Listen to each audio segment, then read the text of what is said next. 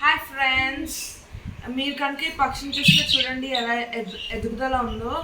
ఇలా మీకు కనుక ఎదుగుదల వచ్చి ఏ జబ్బు రాకుండా ఉండాలంటే నాకు ఒక మంచి ఐడియా ఉంది. ఏంటంటే జింక్. ఇది పక్షులకు వైటమిన్ సిరప్ లాంటిది. మనకు కూడా మల్టీవిటమిన్ సిరప్ ఉంది కదా మనుషులకి. ఇది పక్షుల కోసం పక్షులనే కాదు, డాగ్స్ అవనివ్వండి, క్యాట్స్ అవనివ్వండి, ఇదన్నీ పక్షులకి మల్టీవిటమిన్ సిరప్. ఇది మీరు అన్ని జంతువులకి వాడచ్చు, అన్ని పక్షులకి అన్ని జంతువులకి. దీన్ని ఎలా వేయాలో మేము చెప్తాము. ఫస్ట్ మీరు దీన్ని తీసుకోవాలి, ఇలా మూత తీసుకొని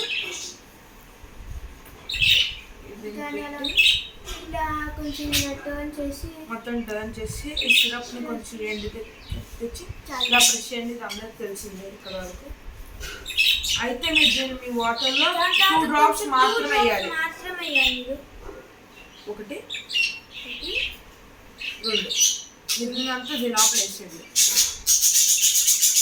సో దాని తర్వాత మీరు ఇలా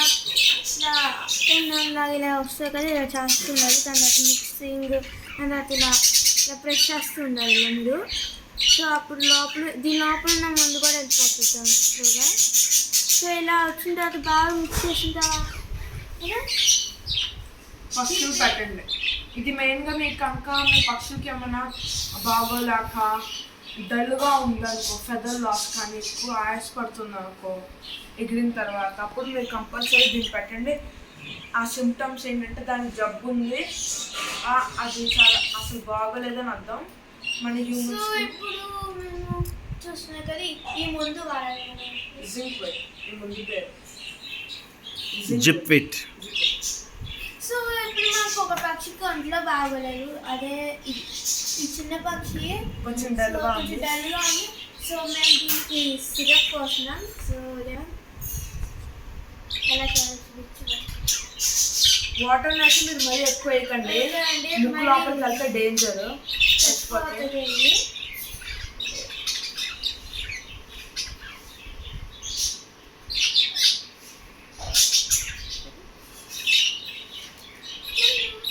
చూస్తున్నారు కదా, కొంచెం అలా నోట్ పెట్టాము.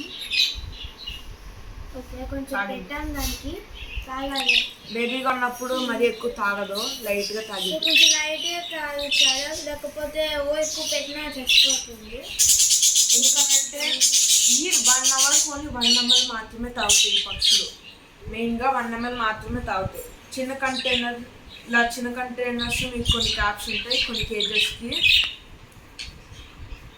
వాటిని పెడితే ఏంటంటే వాటర్ కూడా తక్కువ ఉంటుంది.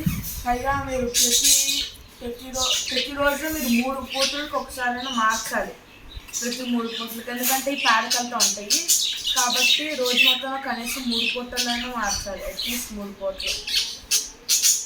పైగా మనకి ఎలా అయితే ఫ్రెష్ వాటర్, ఇది కూడా అలానే ఫ్రెష్ వాటర్ ఉండాలి కాబట్టి. పైగా పేడకలుతాయి, అదే వైట్ బస్ అంటే అది తీసుకొచ్చి తాగితే పైగా పేడకలుతాయి, వాటర్ దగ్గర కాబట్టి హార్ట్ ప్రాబ్లం ఉండదు. కానీ వీటికంటే చూడండి, ఇది ఒకే కంటైనర్ కాబట్టి మీరు రోజు మొత్తంలో 3 పూటలైనా మార్చాలి.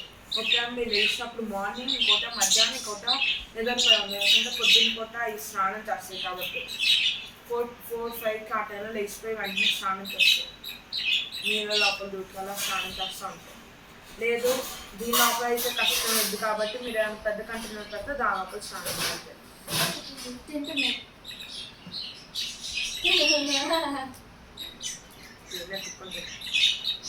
And thank you for watching this video. Please subscribe, like and share. కింద బెల్ ఐకాన్ కూడా ఖచ్చితంగా క్లిక్ చేయండి. So thank you for watching this video.